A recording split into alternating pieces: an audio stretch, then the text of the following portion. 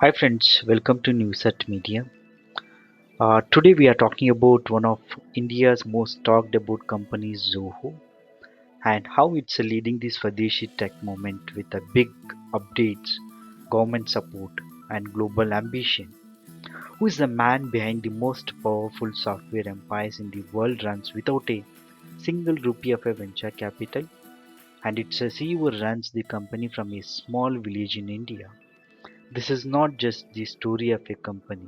It's the story of a man who rejected Silicon Valley, embraced simplicity, and built a global tech giant that compete Google, Microsoft, Salesforce, Meta, and many more. This is the inspiring journey of a Sridhar Vembu, the man behind Zoho Corporation. Get ready for a story that will change how you see success. Let's look at early life and education of Sridhar Vembu. Sridhar Vembu was born in 1968 in a humble Tamil family in the Tanjavur district of Tamil Nadu. His family was not wealthy, but they deeply valued the education. From a young age, Sridhar was a very brilliant. He was curious, hardworking, and obsessed with solving real problems. He got a seat at the prestigious IIT Madras, one of India's toughest engineering institution. And after IIT Madras, Sridhar went to the Princeton University in the US, where he did his PhD in electrical engineering. And the guy from a small village in India had made it to one of the most elite university in the world. After Princeton, Sridhar joined Qualcomm, a leading chip maker company during the tech boom. He was on the fast track, high salary, American life, and promising career. But something didn't feel right. He realized he did not want to just be a cog in the machine. He wanted to build something of his own, something that could create jobs in India and solve real problems. This is the turning point where Sridhar co-founded a company with his brothers and a few friends in 1996. It was first called AdventNet.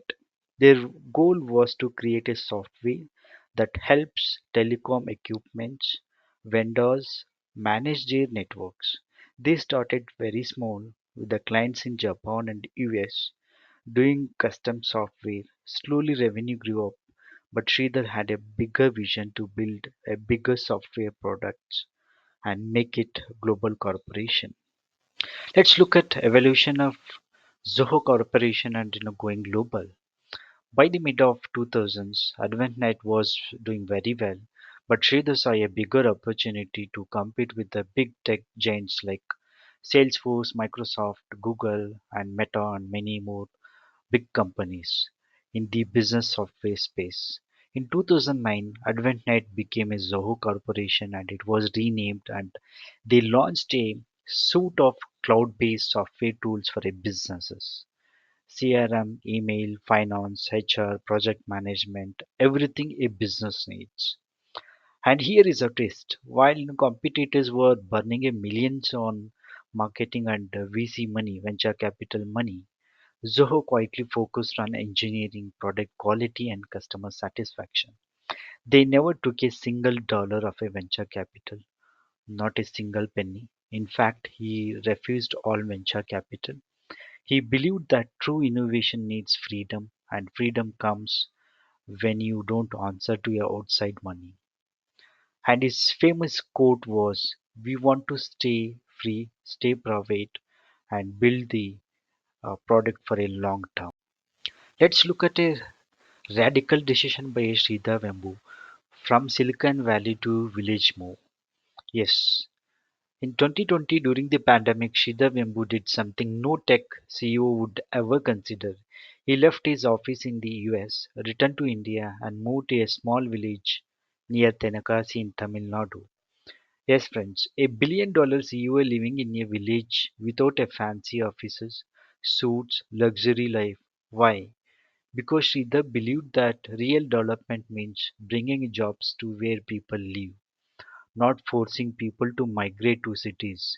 He started Zoho's rural revival model, opening offices in remote towns and training a local youths. Engineers were being trained not in shiny IITs but in villages, in schools run by a Zoho itself, and they hired from a Zoho schools itself.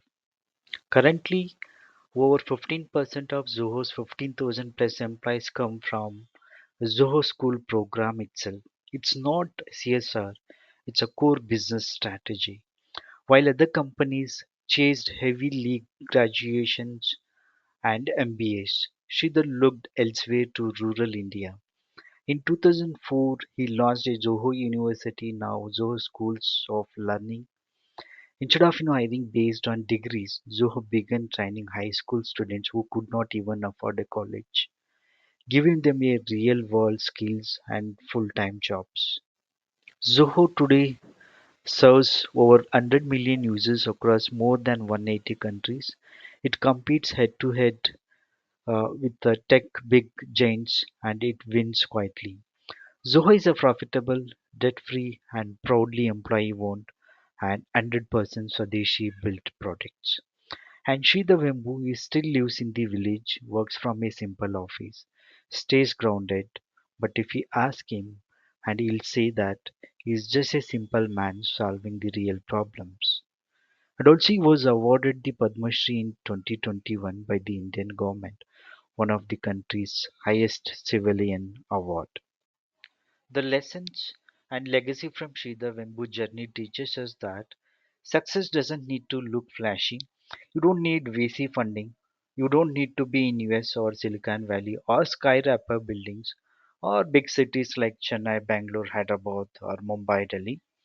You don't need to chase down the valuations of a company. What you need is that vision, values and the courage to walk a different path. Sridhar chooses a people over profits, villages over cities, and substance over style. And in doing so, he built not just a company, but a moment. The world is watching and maybe learning. If this story finds interesting, share it because our nation and the world needs more Sridhar Vembus, dreamers, doers, and givers. Let us know your thoughts in the comments. Don't forget to like, subscribe, and hit the bell icon for more stories like this. Thank you for watching.